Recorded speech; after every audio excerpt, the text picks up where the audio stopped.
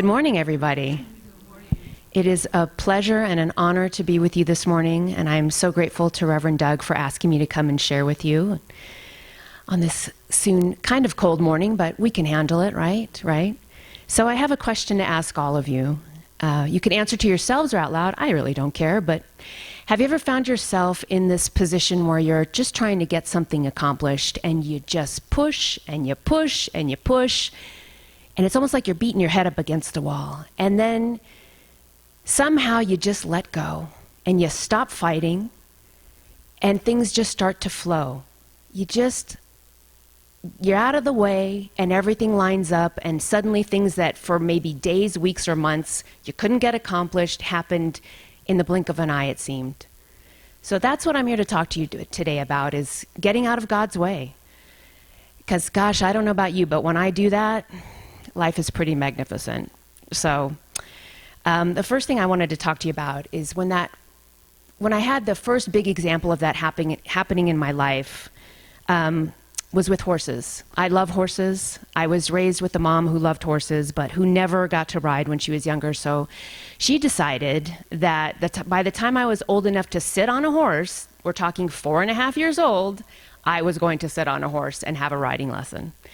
And from there, it was just sparked within me how much I loved horses. And I had a lovely life at that age. My mom worked in the music industry, and she was an executive, and we had horses in the backyard, and we had a beautiful home, and I went to a lovely school. And for a time, all was well. This is like a fairy tale. All was well. And then it was not, because the life of a music business executive is quite hard, especially with the drugs that kind of go along with it. So my mom stopped using the drugs, and everything stopped. She couldn't function anymore. And so the job went bye-bye, and along with that went the horses and the house and the nice school. So we were kind of plummeted, it seemed to me in my young days. We were around 9 years old for me. We were plummeted into kind of a dark space. And for me, the things that I really loved were gone. And it was just kind of a depressive time. And that went on for a number of years. And then my mom started, probably 5 years later, getting reacquainted with these horse ladies, these ladies in the horse community that we had known when I was younger. And it started to reignite that love in me for the horses. And I had in the back of my mind a thought of, well, gosh, I don't really know how I can have horses because there's no money for horses anymore. And little by little, I know this was divine right action happening, but I started getting jobs helping people with their horses. People started asking me if I could come and help medicate their horses or exercise their horses or bathe and groom their horses. And this little business started building up for me that I didn't even orchestrate. I didn't plan it. I mean, clearly I was, I think 13, 14 at the time. I was not, a mogul of any kind, so I wasn't thinking about that. I just knew that I really wanted to be with these beautiful animals. And so in my mind, I just kind of got out of the way. And by the time I was 19 years old, I had this flourishing business. I had a list of clients that I regularly took care of their horses. And I had 2 horses of my own. I went to Ireland twice on horse treks, paid for it pretty much by myself. I had all of the tack and all the fun stuff that goes with the horses. And I share this with you because at the time, I find it really interesting that I was an agnostic. I really was kind of lost and didn't have that tether of really knowing my divinity. And yet I still felt that inner compulsion to move forward. And the other key was that I didn't overanalyze, I didn't doubt, I didn't say, oh no, I can't have horses in my life, I don't have the money. I thought about it for a second, and then I just went forward in that space of, I really love horses, I really need to have this. But it was a detachment in a way that I think let spirit come through. So that's a great example for me, even in my present day, when I start to doubt something. Well, why don't you just move on over, let God come in, let God take over. And so there's this wonderful quote by Ernest Holmes, who is the founder of Religious Science, or now Centers for Spiritual Living, which is the movement that I'm a part of. And he says, quote, God gives some more than others because some accept more than others. And he has a bunch of talks on YouTube if you're ever curious to listen. He had a radio show back in the day, and it's very interesting to listen to because of the pomp, I guess, is it pomp and circumstance that comes with these radio shows? They're quite entertaining. But he talks in one of them about how life is always sending you, basically showering you with goodness, showering you with love, showering you with prosperity and excellent health, all the good things you could ever want. And it's your job or our job to come to that stream of goodness with whatever we feel we deserve or what we feel that we're worthy of. So I love, he talks about you can come to that stream with a little thimble, and take your good in that little thimble. Or you can come to that stream with a bucket and take that much good with you. Or you can just let it come at you and just shower you like a fire hose. Now, I know the fire hose is a little much because some of us cannot handle that much goodness, okay? We just got to step back a little bit. But the choice is ours. That's the beautiful part. There's nothing in this universe that has the power to withhold from us. It's us, at least in my experience, that gets in the way. So another story I want to share with you, and this will kind of fill you in a little bit about who I am, is how I came to live in Colorado. Actually, the 30th yesterday was my 1 year on the Western Slope. So I am born and bred Los Angeles native. Don't hold it against me. Didn't have much of a choice there. I did try to leave when I was in my 20s. I moved to North Carolina, and I lasted 11 months and I ran home. I was like, oh no, this is just not for me. But for the last 10 years, I'd really wanted to leave, and I felt kind of stuck. I'm just not into the crowded streets and the smog and lots of anger, to be quite frank. But I just always felt tied. I just felt like I couldn't leave. And I was scared, quite frankly. I was scared, let's be honest. And I kept moving further and further out of town, thinking, well, if I get a little bit farther away, then I can, have more peace. And because I'm a big meditator, I love riding horses, as you know. I love to be out in nature and hike. So by the end of my time in Los Angeles, I was in a town called Altadena, which has it's near Pasadena if you've watched the Rose Bowl in January, the games and the Rose Parade and all of that. So I was right there. And it had lots of hiking and bear sightings and deer and all those things, but I was still in Los Angeles, don't get me wrong. And lo and behold, the wonderful pandemic came along last year. And where I lived, Los Angeles became a police state. It became very, very hard to live there. And I won't get into the specifics of what a police state is, but needless to say, the things that mattered the most to me were basically taken away. So my 12-step meetings that I went to regularly face-to-face were gone. My church that I loved so much, was very active in, and went every Sunday to service, was gone. For me, online doesn't cut it. I'm one of those that I really like to be in person. The Rose Bowl walk I did every day was closed down, and they even closed the horse trails. So you couldn't ride in Griffith Park on your horse anymore, and I was devastated. So I got into a little bit of a bleak time, and I really worked hard to try to stay spiritually connected. Because I'm like, I'm becoming a minister. I cannot go down into the darkness right now. I really can't. But I guess I needed that, I needed that spark of hope. And it did come. It did come one day. I was talking to one of my spiritual advisors, and I was saying, I feel like there is no place on this earth where I can go where I will be free again. And she said, oh no, Erika. There are other places out there. It's not all like Los Angeles, I have to tell you. And I was like, oh, do tell. Tell me more. And she said, I have family on the Western Slope of Colorado. You should go check it out. She has family in Delta. She grew up for a time in Montrose. And I was like, oh, well, that's interesting. And I started to get a little bit of hope. And I know what started to grow was that the divine connection started to niggle at me and say, oh, Erika, perhaps there's something out there for you. There's something different for you.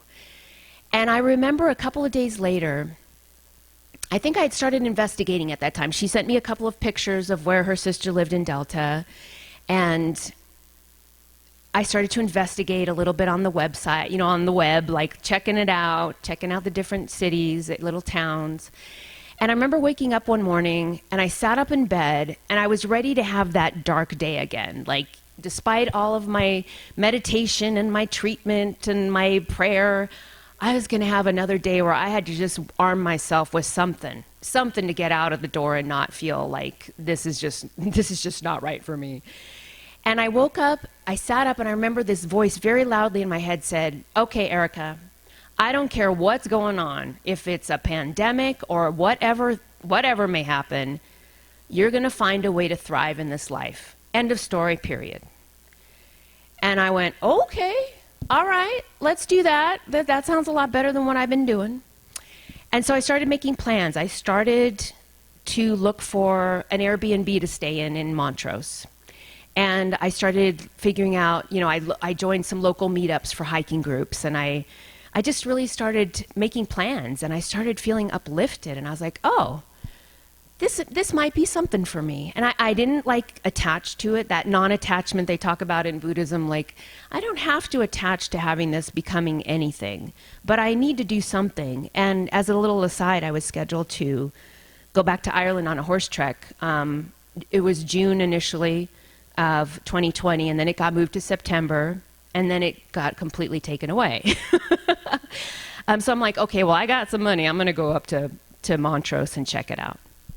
So I came up for 10 days, and I came through here a few times, and Montrose and Delta and Ouray and Ridgeway, and I fell in love. I was like, oh my gosh, this is my place. The people are so nice. It's so beautiful. And it was I came up September, and I was like, this is the stuff. And I really, really loved it. But I also, on the way home, I was driving home. I took a couple of days to go home. I called one of my my prayer partner, not a spiritual advisor. And she's like, "Erika, how was the trip?" I was like, oh my gosh, I just love it there. But I don't know if I can make it there. I'm a California girl. I don't know about snow. Are you kidding me? I said, there's 5% of me that is just knowing I cannot do this. And I remember talking to her, and she's one of those people that is so excited. She's just excited about things, and she's always excited about me and my life, which is, I recommend that for anybody, to have somebody that's your cheerleader. And she's like, "Erika, tell me more about this place." And I remember on that phone conversation, I just decided that 5% was just ridiculous. Are you kidding me that you want to go somewhere, 95% of you that's been dragging your feet for 10 years? You got to go. And I decided 100% that I was going to come up here and live. And so I went home, and I gave my job at the time notice. I said, okay, you can take me or leave me, but I'm going to be working remotely from now on. And I packed up my house. I tried to sell my car, but nobody wanted it for, I don't know. It was meant to be. It's a great car. And by the time October 30th rolled around, I was in a U-Haul with my friend, one of my prayer partners, this different prayer partner. I have 4 of them. And we drove up. It took forever. And we drove straight through, got here at 10:30 at night. It had been snowing in Montrose, and I lived in Montrose for 6 months, and then realized, well, there's a lot more for me in Grand Junction, and had moved here in June, and I have not looked back. I have to say, it has not been all sunshine and roses. But it has been the best thing I have ever done. I have never had a day, this is awesome, because I can be one of those that makes a decision that goes, what did I do? What did I do? But in this instance, I have never had a day where I've gone, why did you move to Colorado? I have been like, oh, thank God, this is just awesome. Actually, in the first 3 weeks of moving to Montrose, I met my now boyfriend, Eric, who's sitting right there. It's just fantastic. I met a lot of wonderful friends. In December, I was let go of by that job that I said, take it or leave it. They took a few months and said, we'll leave it. Thank you very much, which was awesome because the job had been very toxic for me. In January, I was hiking and I fell and broke my arm in 8 pieces right here. But I had this host of ladies that took care of me, and Eric took such amazing care of me, and that was a huge lesson for me because I don't like to ask for help. So that was another time where I really just was so guided and taken care of. And so the point of me sharing this story with you is I had that inner voice, that inner pull, and people were like, "You're so brave, Erica. I can't believe you're just taking your whole life and moving to Colorado." I was like, well, you can think I'm brave, but I just have this thing in me that's pulling me to go, and it just keeps talking to me and talking to me and talking to me. And so I say this to illustrate or to ask, what is your joy? What are you being pulled towards today? That thing that when you think about it, you're excited. That thing that you get butterflies about, or even just an intense interest, like, oh my gosh, I'd like to learn more about that. And I don't think I've talked about this before in my other talks, but that's how I became a minister. I did 4 years of classes to become a practitioner, and they all say, oh, you should wait a while to become a minister, 5, 10, maybe 20 years. And I remember they passed around some kind of paper that said, if right before we graduated practitioner training in July, it said, check this box if you want to go into ministerial school this fall. And I went, oh no, that's crazy. What? And then I went home and I thought about it, and then I made some calls to the school and said, what's the curriculum? And I had actually 3 different schools I could choose from.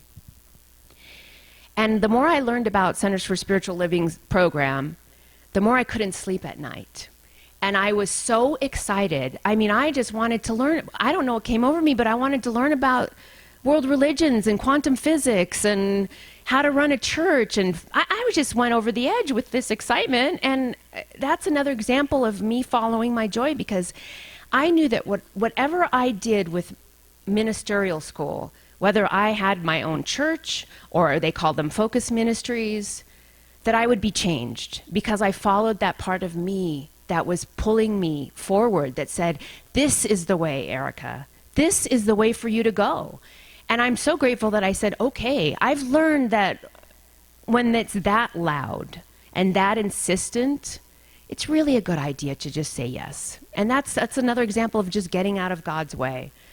So there's another, I'm a big fan of Ernest Holmes. You'll just have to bear with me, because, I really highly suggest reading some of his stuff if you can. So another quote, he says, enjoy, go within yourself to meet this life, expect it to respond, relax and trust, refuse to dwell in the darkness of unbelief, boldly step through the place of doubt and plant your feet on the solid rock of faith.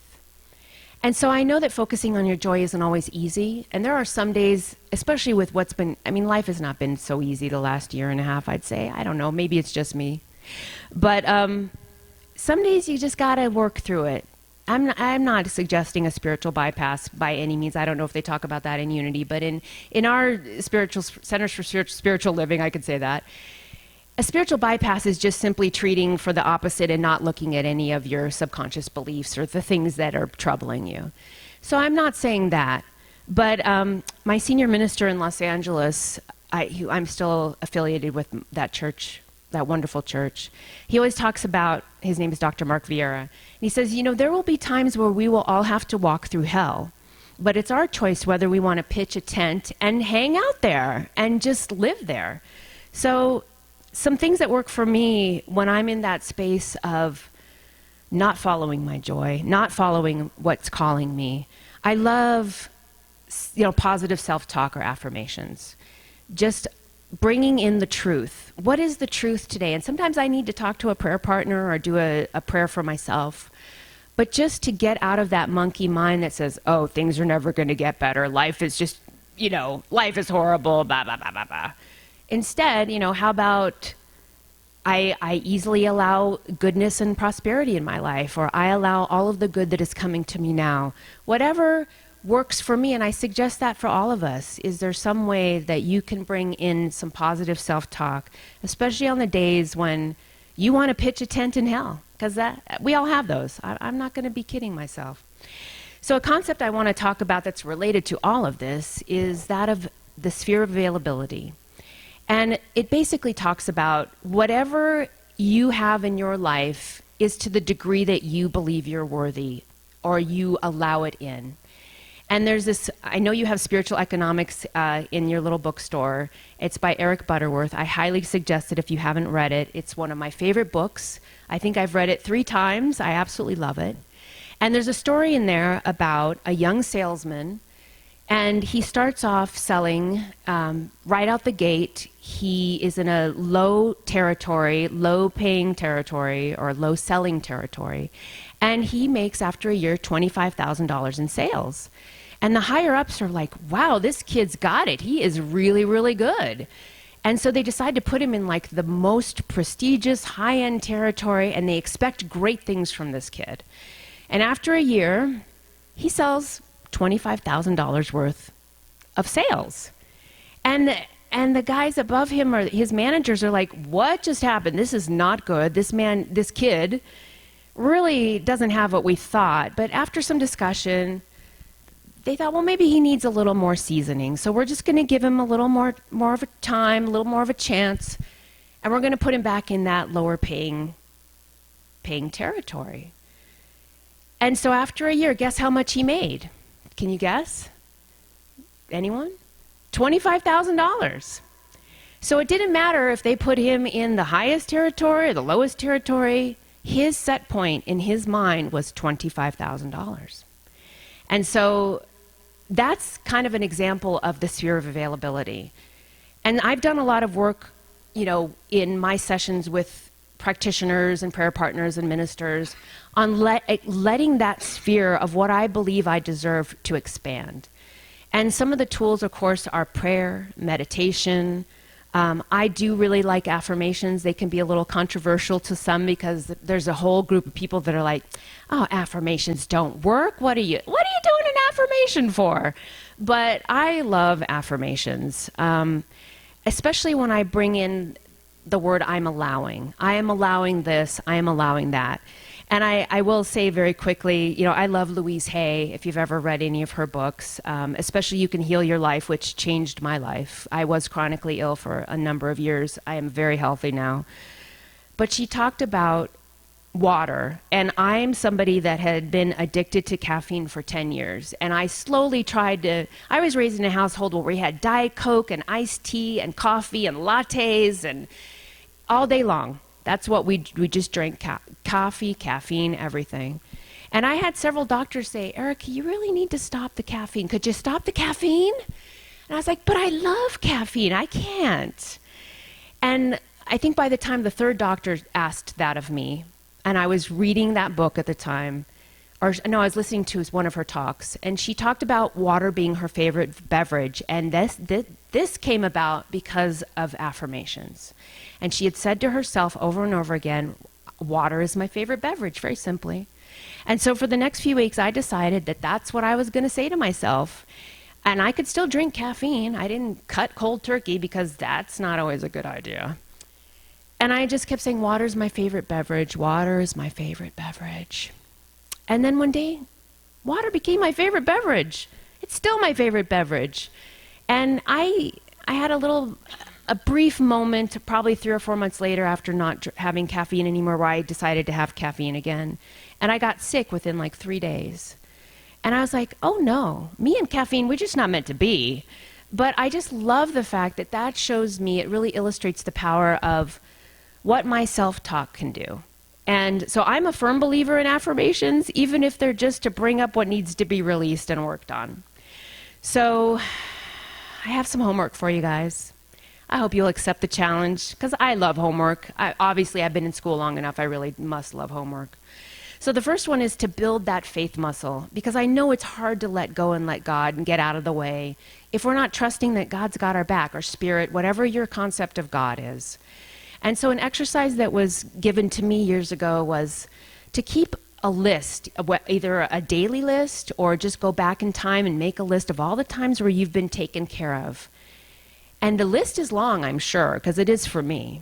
And whenever you have those days where you're doubting or you're having trouble letting go, look at that list and remind yourself, wow, I'm so divinely taken care of, that everything has always worked out, even the darkest things, because quite frankly, for me, I thought what happened last year was the worst thing that could ever happen, and it turned out to bring me here, which is the best thing that ever happened. So highly suggest that.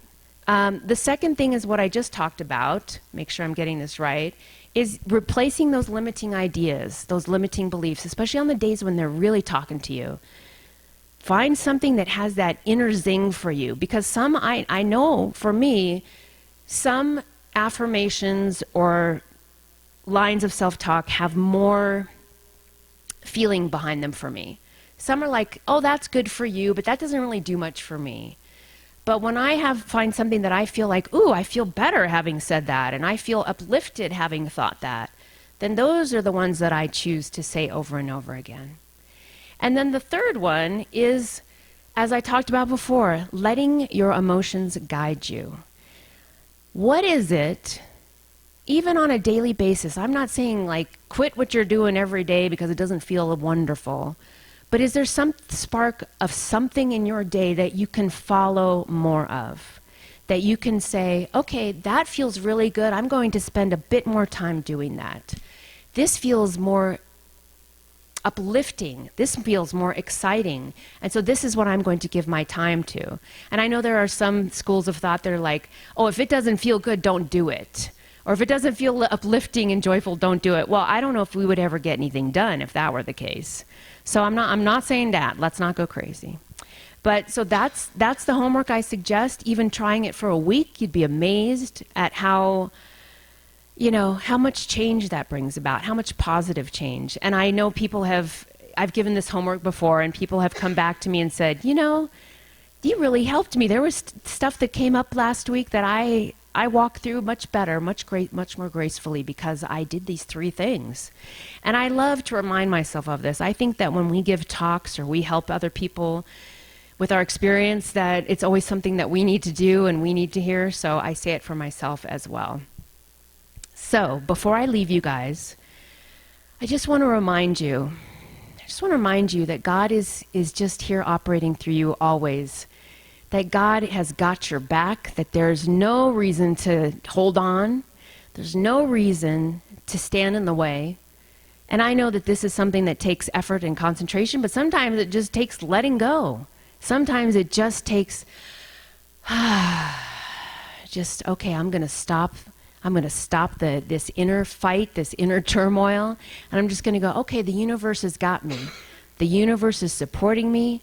And that as a beautiful incarnation of God, of Spirit, of the Most High, there's no way that I can fail. And if I do happen to fail, where it looks like I'm failing on the human plane, which is absolutely not the truth, that's leading me to greater and more wonderful things. So thank you. It's been a pleasure being here today.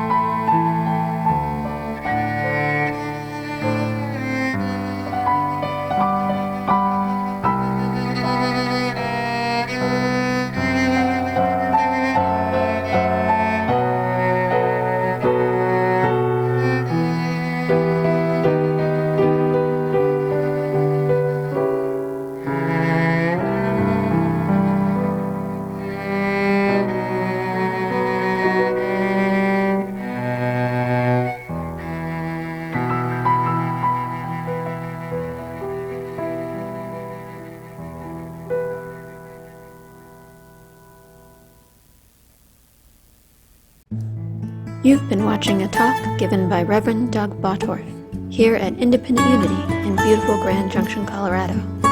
Thank you for watching. Please like and subscribe. It really helps us spread our message. If you would like to support us, you can do so by clicking the button in the right-hand corner of the video screen. We greatly appreciate your support. Thanks again for watching.